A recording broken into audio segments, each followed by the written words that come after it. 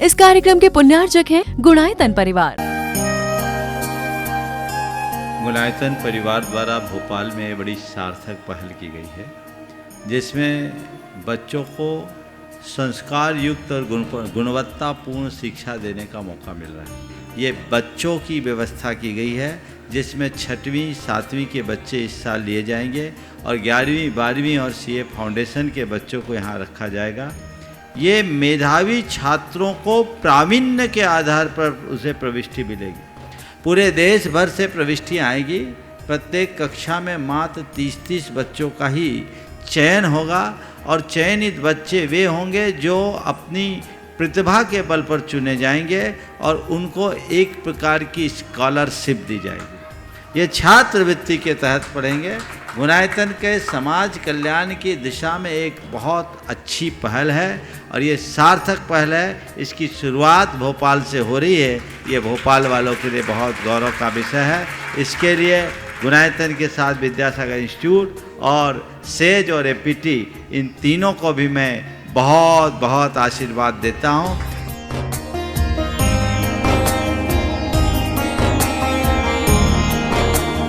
एक आदर्श और व्यवस्थित दिनचर्या का लक्ष्य प्राप्ति में बहुत बड़ा योगदान होता है।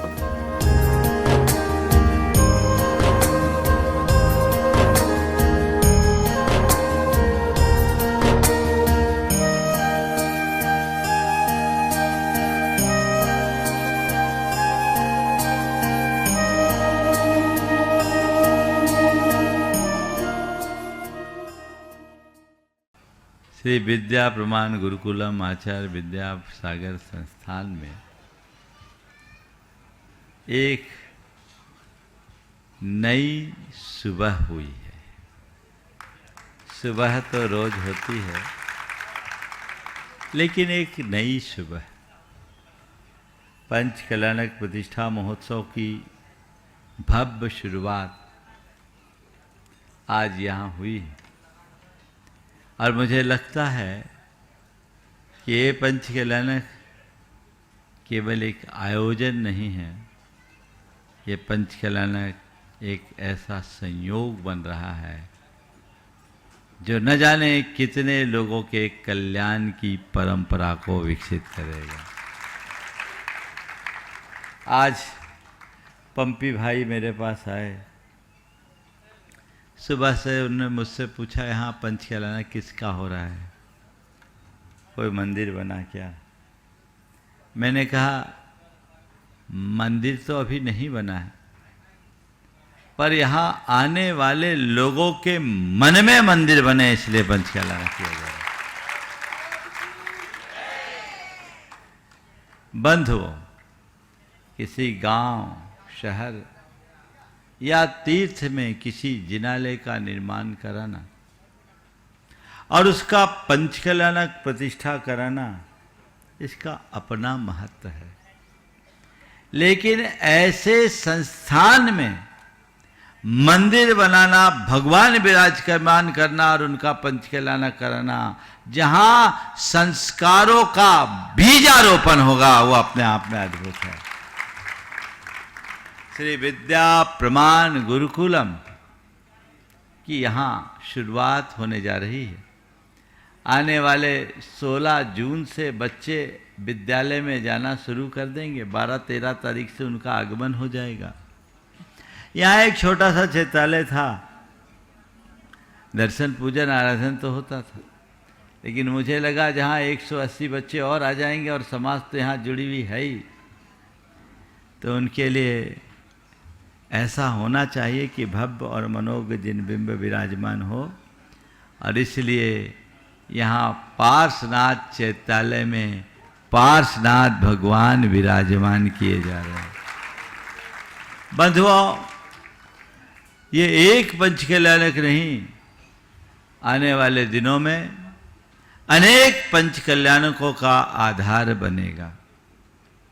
यहाँ जो बच्चे पढ़ेंगे, उन्हें जो संस्कार दिया जाएगा, वो संस्कारित होकर जब निकलेंगे तो हमारे समाज के बड़े आधार बनेंगे, वे समाज के आइकॉन बनेंगे।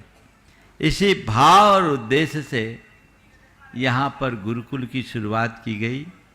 और जब गुरुकुल की बात सोची तो पंचकलानक का हमारे मन में कोई विचार नहीं था। प्रायः संस्थान बनते हैं और उसके बाद पंचकलानक होता है, लेकिन मैं इसे एक बहुत शुभ संयोग के रूप में देख रहा हूँ कि पंचकलानक पहले और संस्थान की शुरुआत बाद में। इसका मतलब इससे कल्याण की परंपरा की शुरुआत होगी। आप लोग इस अर्थ में बड़े भाग्यशाली हैं कि अल्प सूचना में और ऐसे समय में जब जबरदस्त सीजन चल रहा है,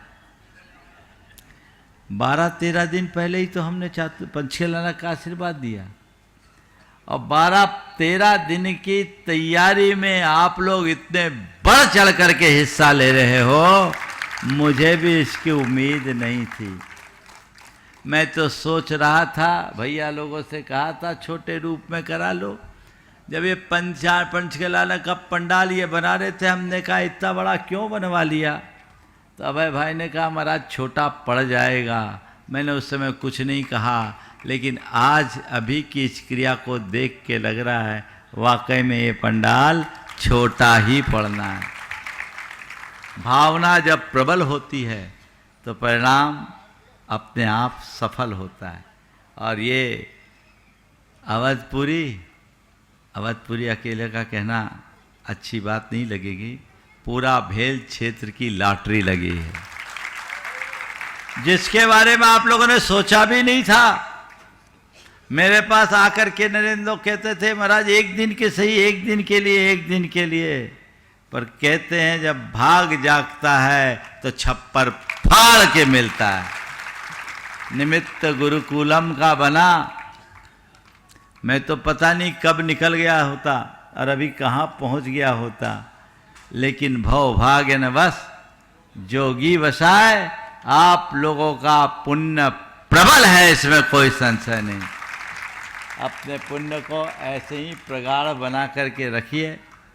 और आज पंचकलानक की औपचारिक शुरुआत ध्वजारोहण से हुई और ध्वज की जो दिशा है वो ठेठ पूरब की ओर गई, जो ये बताती है कि ये पंचकलानक संपूर्ण क्षेत्र के अभ्युदय और कल्याण का कारण होगा।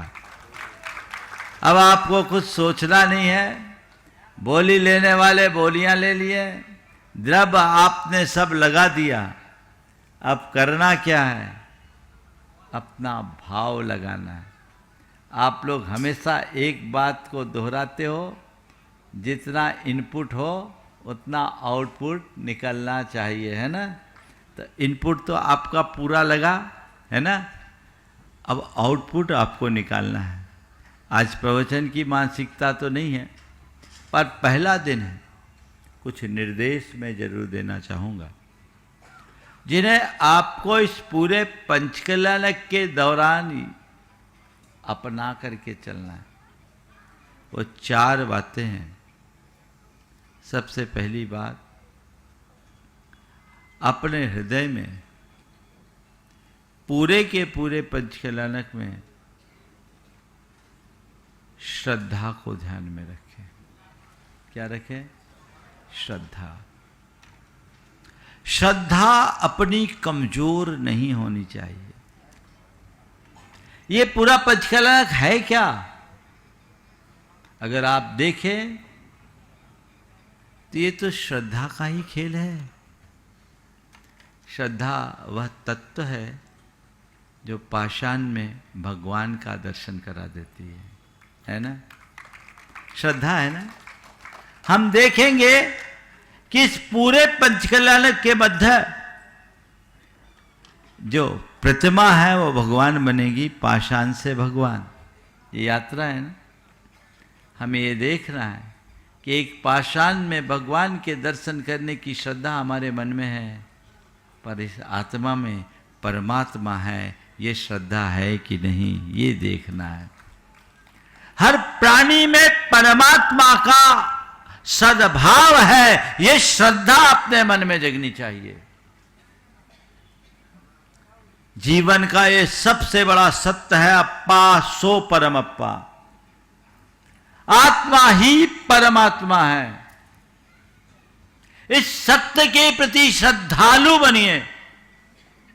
जिस पल अपने भीतर विद्यमान आत्म सत्ता का श्रद्धान होगा, आपके जीवन की दिशा और दशा परिवर्तित हो जाएगी।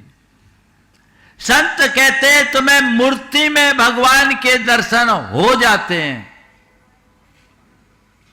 पर जिस दिन इन मूर्तियों में उनके भीतर बैठे भगवान के दर्शन करने लगोगे, उसी दिन तुम्हारा कल्याण होगा। भगवान ने हमें वही मार्ग बताया।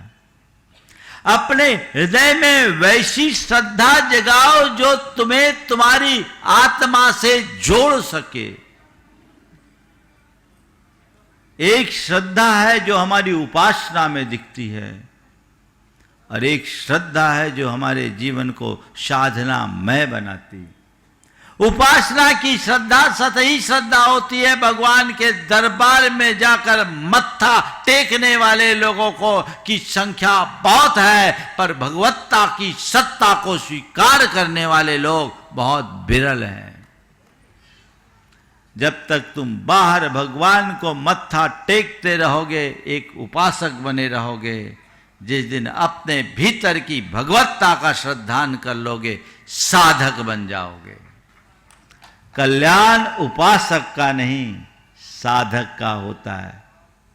लक्ष्य बनाइए कि मैं उपासक से साधक की ओर बढ़ूं, अपने जीवन का रूपांतरण करूं। ये श्रद्धान अपने मन में आना चाहिए कि जैसा भगवान ने अपना मार्ग अपनाया, हमें भी उसी मार्ग पर चलना है। हम इस पूरे पंचकल्याणक में आत्मा से परमात्मा की यात्रा को देखेंगे तो अपने भीतर छिपे परमात्मा को उद्घाटित करने का मार्ग भी अंगीकार करेंगे। श्रद्धान पक्का होना चाहिए, जिस पर आने वाले दिनों में मैं और चर्चा करूंगा। दूसरी बात, विशुद्धि, शुद्धि ये जीवन में होनी चाहिए। पंचकल्याणक क्या है? भैया ये आपको बार बार कहेंगे शुद्धि का ध्यान रखो, है ना। बाहरी शुद्धि का ख्याल रखने के लिए आपको कुछ हिदायतें दी जाती है, आप अपना भी सकते हो और आप रखते भी हो, और रखना भी।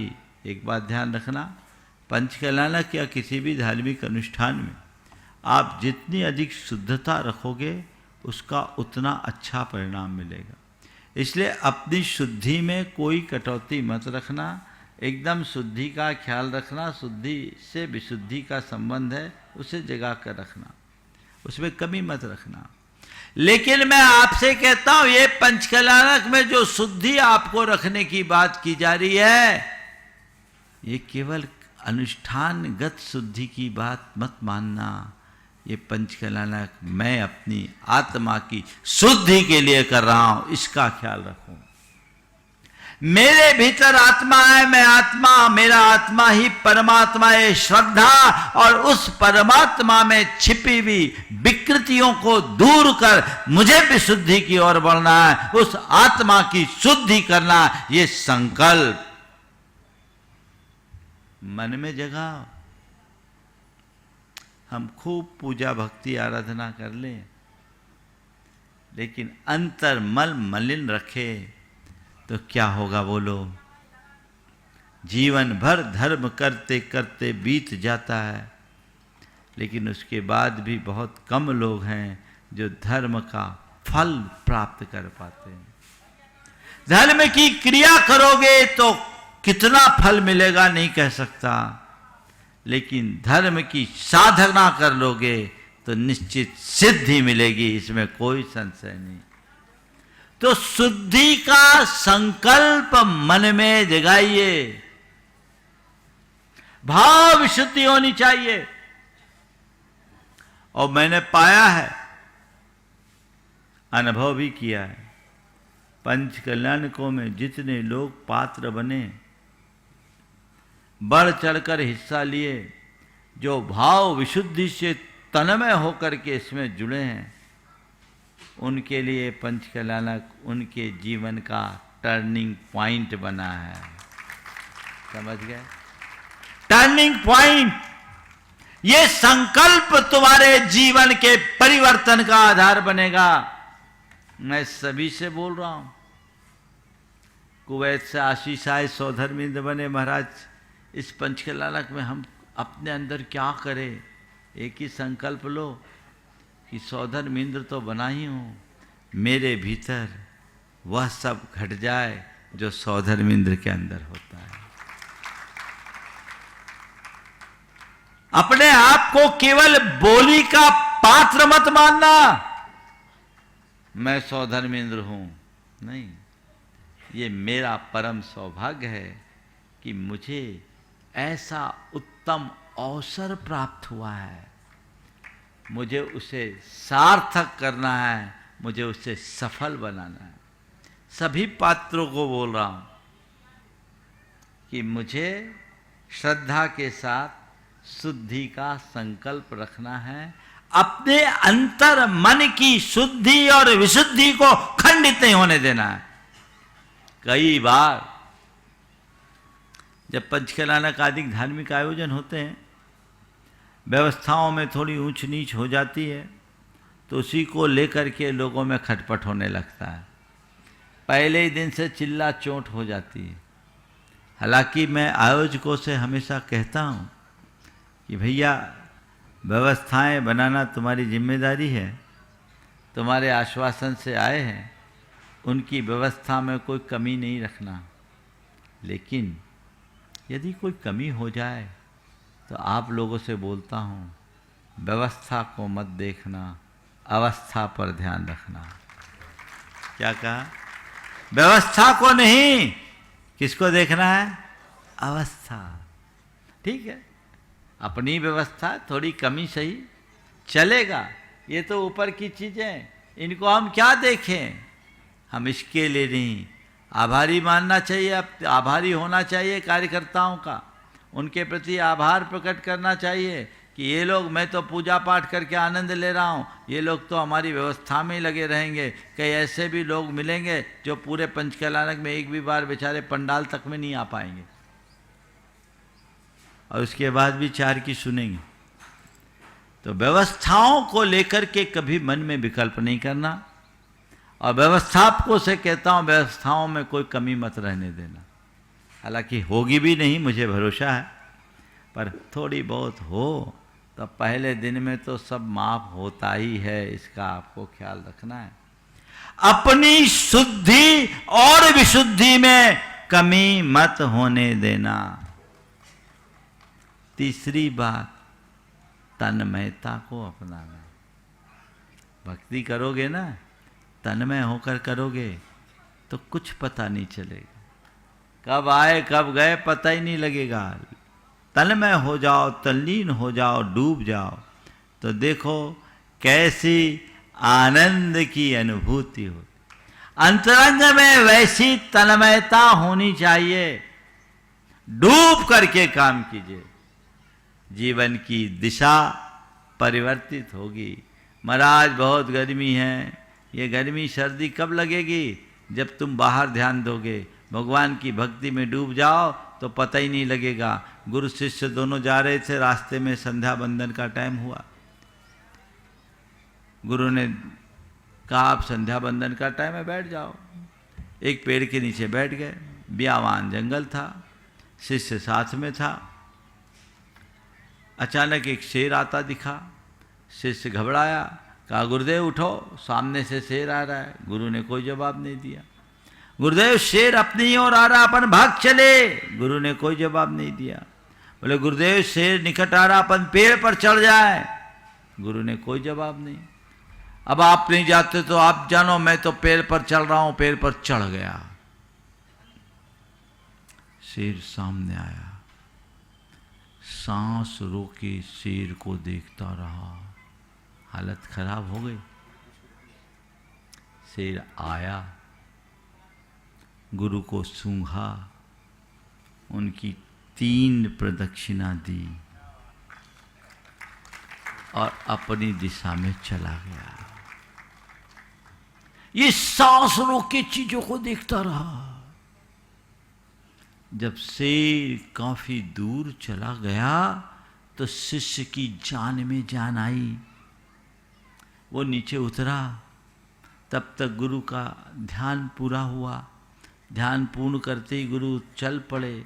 शिष्य ने कहा, गुरुदेव अभी शेर आया था, बोला आया होगा, मैंने आपसे कहा आ रहा है, अपन भाग चले, आपने नहीं सुना, बोला नहीं सुना होगा। मैंने कहा अपन पेड़ पर चढ़ जाए, आपने नहीं सुना, बोले नहीं सुना होगा। मैं पेड़ पर चढ़ गया, बोले चढ़ गया होगा। शेर आया, उसने आपको सूंघा, बोले सूंघा होगा। उसने आपकी प्रदक्षिणा दी होगी, वो चला गया होगा। इसी बीच गुरु के बाह में एक मच्छर बैठा। गुरु ने हाथ से उस मच्छर को हटाया। शिष्य ने कहा, गुरुदेव मैं ये क्या देख रहा हूं? शेर आया तो आप बेखबर रहे, मच्छर आया तो आप प्रभावित हो गए, मामला क्या है? शेर आया तब आप बेखबर रहे, मच्छर आया तो आप प्रभावित हो गए, मामला क्या है? गुरु ने कहा, जब शेर आया तो मैं अपने परमात्मा के साथ था, अभी तेरे साथ हूं। जब मैं अपने परमात्मा के साथ था कुछ का पता नहीं, अब तेरे साथ हूं। बस मैं आपको बता रहा हूं, परमात्मा के साथ रहोगे तब तक गर्मी सर्दी का पता नहीं लगेगा, समझ गए?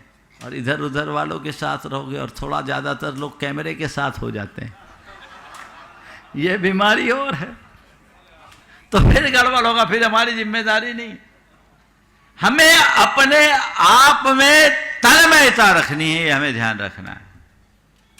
और चौथी बात, अनुशासन, डिसिप्लिन। समय पर आइए, समय पर सारा कार्य कीजिए, जो निर्देश आपको दिया जाए उसका अनुपालन कीजिए तो आनंद आएगा। हमारे मंच में सारे कार्यक्रम समय पर होते हैं, आज भी सारा कार्यक्रम समय पर ही है। अब भैया जी लोग थोड़ा बिफोर हो गया था, 8:20 पर बुलाया था, 8:05 पे ही आ गए, तो ठीक है, ये अच्छी बात है। समय पर हमें आना है, व्यवस्थित रहना है, आनंद दिन का रस लेना है। आज पहला दिन है, ऐसा लगे आप लोग ऐसी भाव भक्ति के साथ पंचकल्याणक में डूब जाइए, ऐसा पंचकल्याणक मनाइए, ऐसा पंचकल्याणक मनाइए कि ऊपर से कहीं अपने भगवान के साक्षात पंचकल्याणक मनाने के लिए यदि देव परिवार गुजर रहा हो तो उनके मन में भी कुछ पल ठिठक कर रुकने की इच्छा हो जाए। देखो तो सही अवधपुरी में कैसा पंचकल्याणक हो रहा है ना। इतनी धीमी ताली बजाने से वो नहीं ठिठकेंगे, अंदर का ताल मिलना चाहिए, ऐसा भाव जगाइए, अपनी विशुद्धि बढ़ाइए, समझ गए। मन में श्रद्धा हो, भावना हो तो कोई असंभव नहीं। पूछ मत आराध्य कैसा जबकि पूजा भाव उमड़े, पूछ मत आराध्य कैसा जबकि पूजा भाव उमड़े, मृत्तिका के पिंड से कह दे कि तू भगवान बन जा, और बनना पड़ेगा। ये कोई कल्पना की बात मैं नहीं कर रहा हूं, श्रद्धा में बहुत बड़ी ताकत होती है। करिए, मैंने पहला वाक्य कहा था, इनपुट है उतना आउटपुट निकालिए। जितना लगाया है, लगाया भी सब ने बढ़ चढ़ करके, इतनी तो कोई को उम्मीद भी नहीं थी, है ना, लेकिन लगा दिया, तब निकालो। द्रव्य के साथ भाव को प्रमुखता देना है, इस भाव का ही प्रभाव होता है, इसका आप सबको ध्यान रखना है। समय हो गया है, आज विलंब से प्रवचन चालू हुआ। पूरे पंचकल्याणक में जो दर्शक सुन रहे हैं उनको भी मैं कहूँगा, यहाँ उपस्थित है 8:35 से 9:25 का जो प्रवचन का निर्धारित समय है, उसमें कोई कोताही नहीं होगी। सारी औपचारिकताएं कल से पहले या बाद में हो, समझ गए। आप आनंद लीजिए, भरपूर आनंद लीजिए। और आगे महाराज जी कुछ आप लोगों से कहना चाह रहे हैं। आने वाले दिनों में आज इस पंचकल्याणक में जिन्हें मंगल कलश स्थापित करना है, ऐसे राजेश भारिल का पूरा परिवार यहाँ उपस्थित हो गया है। एक बार उनको बुला लीजिए। राजेश भारिल जो हर कार्य में हमेशा एक पाँव से खड़े रहते हैं, उनके लिए आप लोग जोरदार सत्कार कर दीजिए। इस पूरे के पूरे पंचकल्याण के मंडप की संपूर्ण व्यवस्थाएं उनने की और अभी नहीं, हमेशा करते रहे हैं और आगे के लिए भी संकल्पित है कि जब तक आप हो यहाँ और किसी को कुछ कहने की हम चाहेंगे ही नहीं। जरूरत की तो बात अलग है। एक बार आज राजेश भाई तो कहीं व्यस्त होंगे, लेकिन बाहर गए हैं, ठीक है, बहुत सुंदर। एक बार इस पूरे परिवार का जोरदार अभिनंदन करें। नमो अरिहन्ताणं स्वस्ति भद्रं भवतु सर्वलोक शान्तिर्भवतु स्वाहा।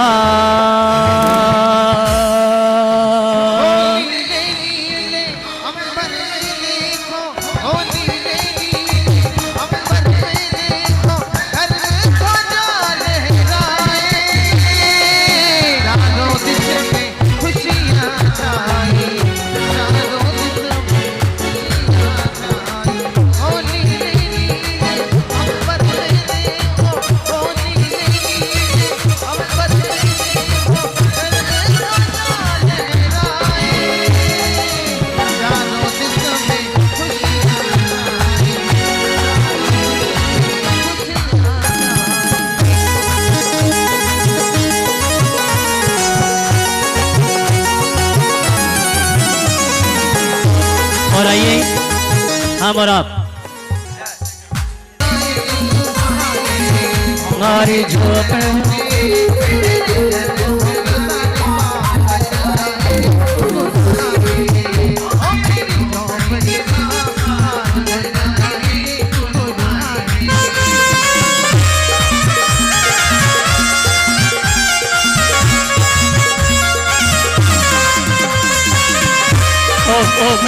देखिए, मैं निवेदन करना चाहूंगा, मुख्य पात्र ही ऊपर आएंगे। शेष सभी इंद्रदानियों को हमने नीचे बैठने की व्यवस्था की है। सिविल ड्रेस वालों के लिए नीचे बैठने के लिए चटाई लगी है और ऊपर बैठने की कुर्सी लगी है, वहां पर आप बैठेंगे। विमान जी को यहाँ पर प्रवेश कराएं। आइए, मैं निवेदन करना चाहूंगा मंच में सिविल ड्रेस वाले जो भी हैं थोड़ा साइड में व्यवस्थित हो जावें, शुद्धि का विशेष ध्यान रखेंगे। आइए, हमारे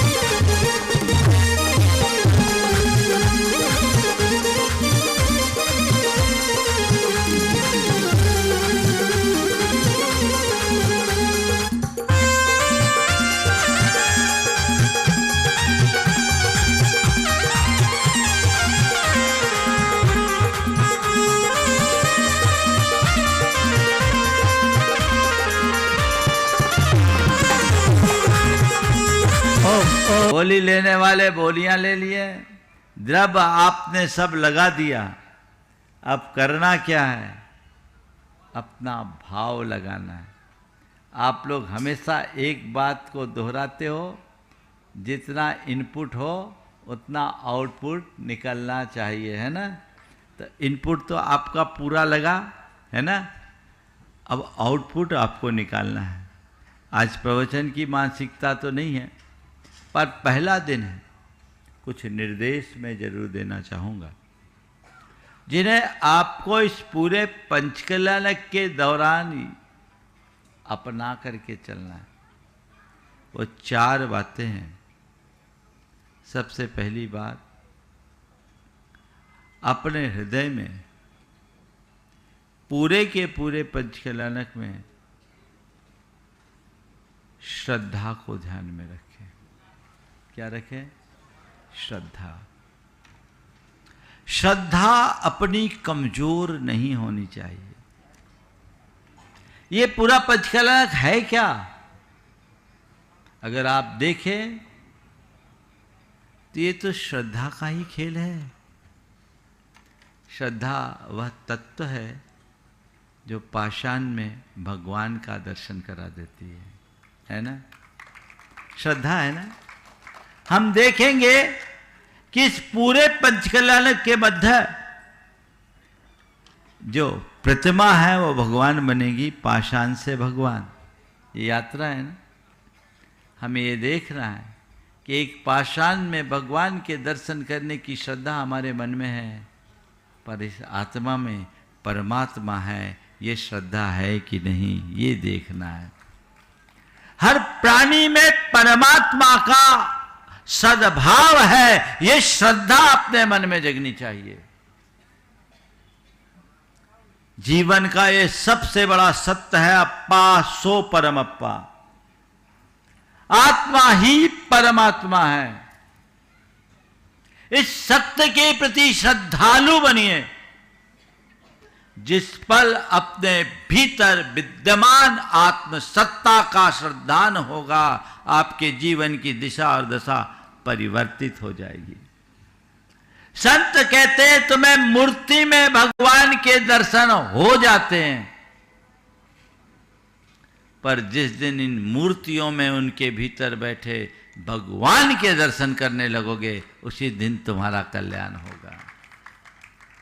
भगवान ने हमें वही मार्ग बताया। अपने हृदय में वैसी श्रद्धा जगाओ जो तुम्हें तुम्हारी आत्मा से जोड़ सके। एक श्रद्धा है जो हमारी उपासना में दिखती है, और एक श्रद्धा है जो हमारे जीवन को साधनामय बनाती। उपासना की श्रद्धा सतही श्रद्धा होती है, भगवान के दरबार में जाकर मत्था टेकने वाले लोगों को की संख्या बहुत है, पर भगवत्ता की सत्ता को स्वीकार करने वाले लोग बहुत विरल हैं। जब तक तुम बाहर भगवान को मत्था टेकते रहोगे, एक उपासक बने रहोगे, जिस दिन अपने भीतर की भगवत्ता का श्रद्धान कर लोगे, साधक बन जाओगे। कल्याण उपासक का नहीं, साधक का होता है। लक्ष्य बनाइए कि मैं उपासक से साधक की ओर बढ़ूं, अपने जीवन का रूपांतरण करूं। ये श्रद्धान अपने मन में आना चाहिए कि जैसा भगवान ने अपना मार्ग अपनाया, हमें भी उसी मार्ग पर चलना है। हम इस पूरे पंचकल्याणक में आत्मा से परमात्मा की यात्रा को देखेंगे तो अपने भीतर छिपे परमात्मा को उद्घाटित करने का मार्ग भी अंगीकार करेंगे। श्रद्धान पक्का होना चाहिए, जिस पर आने वाले दिनों में मैं और चर्चा करूंगा। दूसरी बात, विशुद्धि, शुद्धि, ये जीवन में होनी चाहिए। पंचकल्याणक क्या है? भैया ये आपको बार बार कहेंगे शुद्धि का ध्यान रखो, है ना? बाहरी शुद्धि का ख्याल रखने के लिए आपको कुछ हिदायतें दी जाती है, आप अपना भी सकते हो और आप रखते भी हो, और रखना भी। एक बात ध्यान रखना, पंचकलानक या किसी भी धार्मिक अनुष्ठान में आप जितनी अधिक शुद्धता रखोगे उसका उतना अच्छा परिणाम मिलेगा।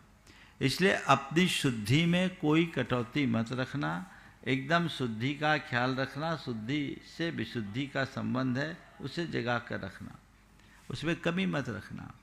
लेकिन मैं आपसे कहता हूं, ये पंचकलानक में जो शुद्धि आपको रखने की बात की जा रही है, ये केवल अनुष्ठानगत शुद्धि की बात मत मानना। ये पंचकलानक मैं अपनी आत्मा की शुद्धि के लिए कर रहा हूं, इसका ख्याल रखूं। मेरे भीतर आत्मा है, मैं आत्मा, मेरा आत्मा ही परमात्मा है। श्रद्धा और उस परमात्मा में छिपी हुई विकृतियों को दूर कर मुझे विशुद्धि की ओर बढ़ना है, उस आत्मा की शुद्धि करना, ये संकल्प। गुणायतन परिवार द्वारा भोपाल में बड़ी सार्थक पहल की गई है, जिसमें बच्चों को संस्कार युक्त और गुणवत्तापूर्ण शिक्षा देने का मौका मिल रहा है। ये बच्चों की व्यवस्था की गई है, जिसमें 6वीं 7वीं के बच्चे इस साल लिए जाएंगे और 11वीं 12वीं और सीए फाउंडेशन के बच्चों को यहाँ रखा जाएगा। ये मेधावी छात्रों को प्रावीण्य के आधार पर उसे प्रविष्टि मिलेगी। पूरे देश भर से प्रविष्टियाँ आएगी। प्रत्येक कक्षा में मात्र 30-30 बच्चों का ही चयन होगा और चयनित बच्चे वे होंगे जो अपनी प्रतिभा के बल पर चुने जाएंगे और उनको एक प्रकार की स्कॉलरशिप दी जाएगी। ये छात्रवृत्ति के तहत पढ़ेंगे। गुणायतन के समाज कल्याण की दिशा में एक बहुत अच्छी पहल है और ये सार्थक पहल है। इसकी शुरुआत भोपाल से हो रही है। ये भोपाल वालों के लिए बहुत गौरव का विषय है। इसके लिए गुणायतन के साथ विद्यासागर इंस्टीट्यूट और सेज और एपीटी, इन तीनों को भी मैं बहुत बहुत आशीर्वाद देता हूँ।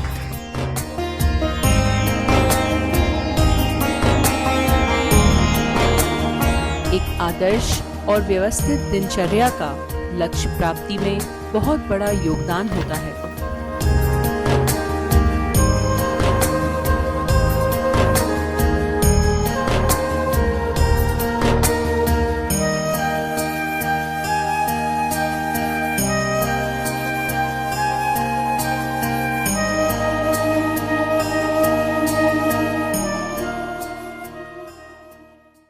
इस कार्यक्रम के पुण्यार्जक थे गुणायतन परिवार।